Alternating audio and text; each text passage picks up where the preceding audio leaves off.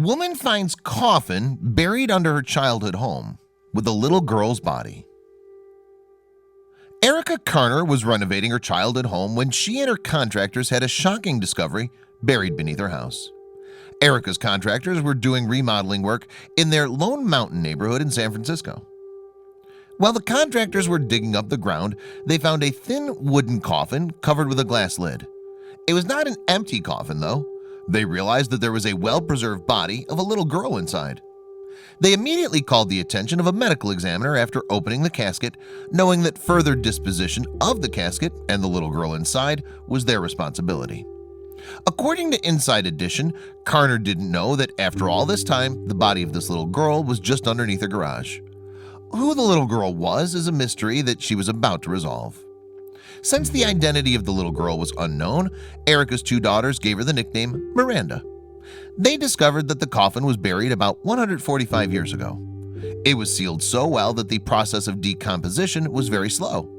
In fact, even the purple flowers that were carefully placed in her hair, as well as her white lace dress, were still intact and well preserved. Her casket was made of metal, about 37 inches in length, with 2 viewing windows in the lid. The Garden of Innocence, an organization that gives a proper burial to children who are unidentified, helped identify the little girl.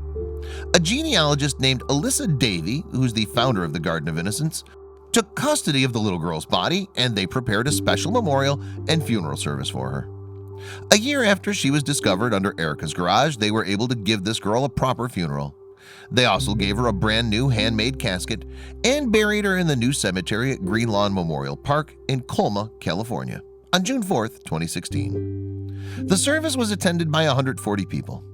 Davey said that she was so determined to discover the real story of this little girl, as well as the date of her death. Through DNA, the little girl's identity would be resolved and also track any living relative. But who is this little girl? She was Edith Howard Cook, who died on October 13, 1876, due to undernourishment.